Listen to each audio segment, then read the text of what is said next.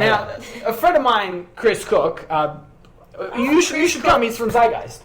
No. Yeah, anyway. So anyway, he's designed pretty. I've just helped him out in the final stage, but this fluoride is pretty much 99%, his idea. And I convinced him. I said, listen, I'll set up a genius website, and the website is really good. We'll sell this thing. We're gonna get on social networks. We'll market it. But how about after a year we release everything that it takes to make this? From how it's made, how it's assembled, where the materials come from. And he's like, all right, we'll do it.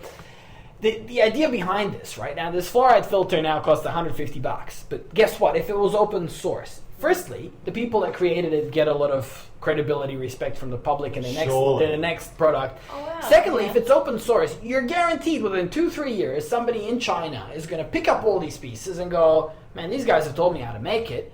I can make the same thing for $50. Yeah. It's probably going to get better. The progress of technology, if quite literally you knew exactly what circuits are assembled in what way, where the boards are and what their configurations are in that laptop, in that iBook, MacBook that stands there, Apple, they'd make a living. They wouldn't make a killing. They'd make 100 million instead of 10 billion. So you're saying they keep the way that they make the product secret, and that's what holds technology back more than... I didn't realize it was so secret. I thought it was kind of like you just make No. TVs. No. It is secret. It's very secret. See, the microprocessors, they're so freaking tiny that you can't... you're going to need millions of dollars of machinery to cut them up and actually view them under an electron microscope. Yeah. And they are what makes that what it is. Yeah. What makes it tick. So no, it's absolutely secret. And there's a project called Parallella, and I was one of the early quotation marks investors. It's on Kickstarter, and this is basically a $99 supercomputer that is entirely open source. Yeah. That some dude just said, listen, I'm on Kickstarter, and if we raise $750,000. Yeah. We develop these chips. They're really advanced, and for $99, you can have a higher processing power than the $2,000 MacBook. Yeah, right. And you can stack them. So 5 of them stacked is a total supercomputer that can guide robotics through integrated 3D space. He's like, we'll release all of that. If we can sell that many advanced copies of this board. Yeah. And hell, they raised $900,000. Yeah. Now there's this trend towards open source technology. The open source community, you've got Make projects, you've got the Maker magazine, you've got Instructables, more and more people that if you guys, Kickstarter? Yeah, we do. Go on Kickstarter and look at technology projects. So Kickstarter.com is a website where you can put forward a project and get funding from the public for it. Advanced people are going to... Yeah, so if they like your idea, they can invest in you and give you some money before you've done it. And then, And so we've talked a bit about open source technology, but just give a basic rundown of, because we have to, we know what it is, but the people listening might not. So. Open source technology is essentially technology that the people making and selling a product are providing you with all the technical plans and specifications that it takes to make this product. And the reason, the reason why open source technology would exponentially improve the technological state of the world is twofold. Firstly, if people buy a product, they can customize it themselves, and that everything that gets sold starts this exponential process of evolution. Everybody's altering it a little bit, and it's inevitably improving as a product. But secondly, a collective technology advancement. If a dude in a shed invents something, he'll spend $10,000 in maybe 2 years of his time. By the time he has an international patent, that'll be $300,000. So you see this notion of 30-1 spending on lawyers versus on actual research. It's insane, but that's not even it, because he's going to have to pay for more lawyers to defend it if some big corporation takes it. And the notion that he can defend it is stupid. basically, if someone develops something and he has a patent, big corporations are just going to start making it, and he's going to keep taking them to court. Yeah. And eventually, he'll either go broke, or if he doesn't go broke, he'll get maybe twice what he spent on lawyers. Yeah. And that's if he's lucky. So the patent system is a rigged game to guarantee that mega corporations or people that have... Where are you putting her? I'm going to put her in the side. She's distracting. No, she's not. We like her. They're taking Molly away from us. The cute cat is... Cat. I just keep looking at her and then I want to touch her and I stop focusing on what to talk. This always happens. So I'm not leaving you alone with Molly ever again. Yeah. But anyhow, the point was about open source. The technology. Forget. I'm not saying that conspiracies about people killing the electric car, shelving battery technology doesn't exist. I mean, I'm convinced it does, but even ignore that.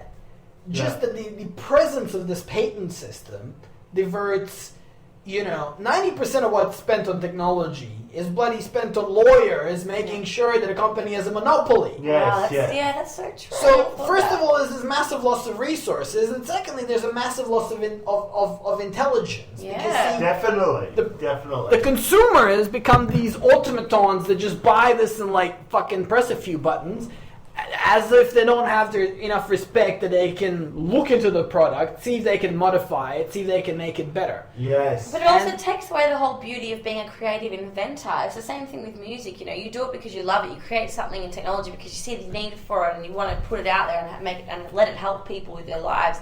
Like with music, you make something because you love it, not because you want to make money from it. So it just removes the whole point of everything like that. Yeah. Of invention. So is that like a silver bullet? Is this something that could, if this was to take... Well, I find it hard to believe that could take off so rapidly. It is. It actually is taking off. I mean, people see more benefit, but then you would have to have certain beliefs about the economic system before you went into something like that. Or do you think that you would have to believe that, I don't need that much profit. Well, not necessarily though, because this open source technology has good things about it. It could very well be cheaper, like you're saying, and it can be personalized. And so I think those two things alone would make it a possibility over buying a product from a corporation, wouldn't it? Well, is it taking off? Now, firstly, where I came to it is from this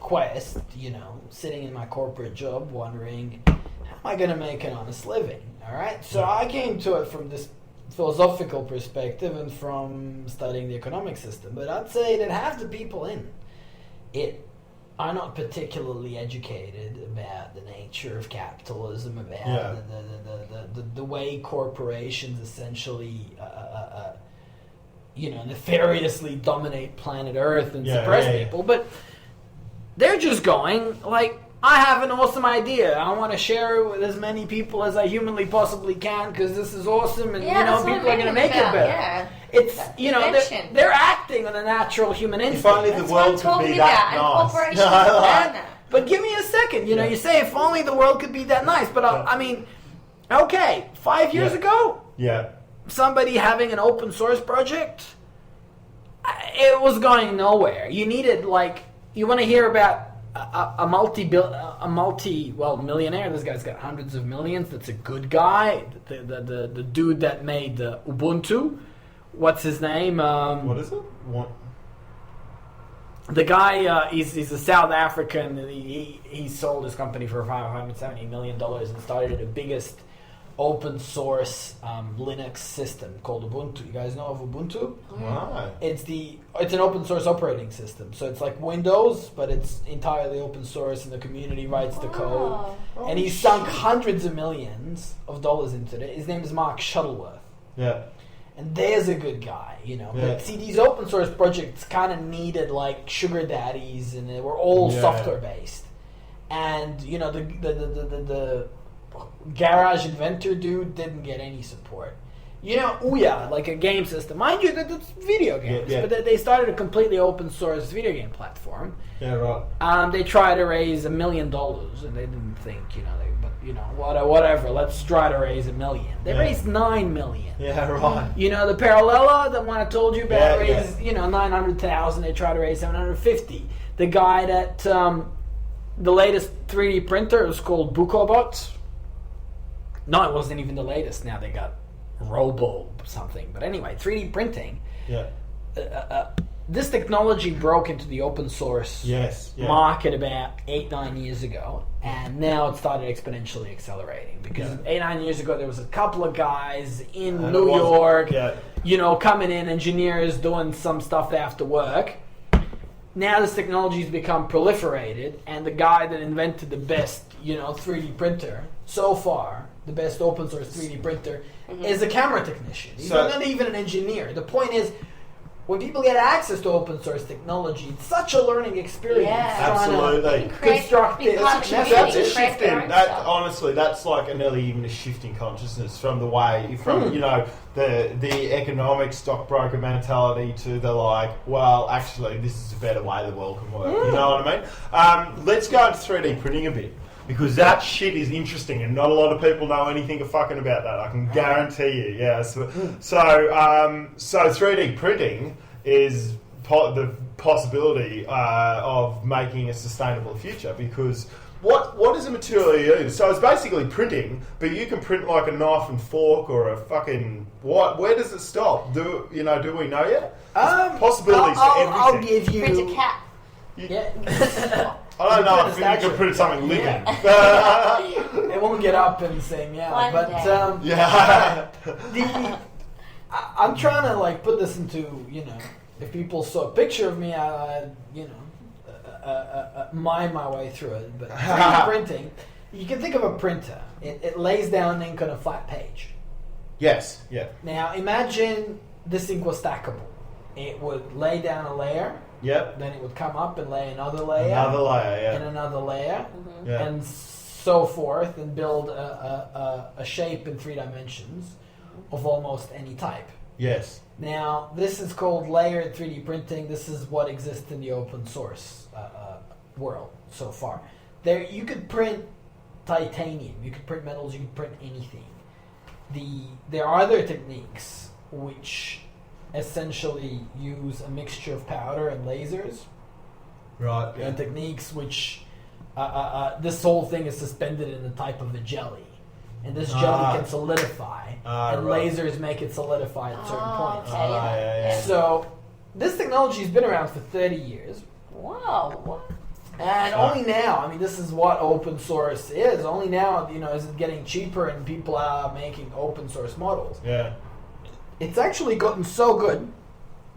I don't know if you've seen the reports in the news that, if you could buy replacement gun parts, yes, regardless of whether you have a gun or a license or show ID, right? They're just replacement gun parts. They can't make it into a gun. Here's the thing: just a basic open source Persa Mandel 3D printer that costs $500. Some dude had the genius idea of trying to print these parts on a cheap open source 3D printer, and he actually made a gun that fired 200 rounds. Oh my god! So really, we're talking. If you need a can opener, you can basically sit there. Have you ever seen 3D CAD, like SolidWorks, FreeCAD, something like that? Huh? It's essentially a software program in which you construct 3D objects. Oh yeah, the engineering part. And that's basically what I did for a living for 4.5 years.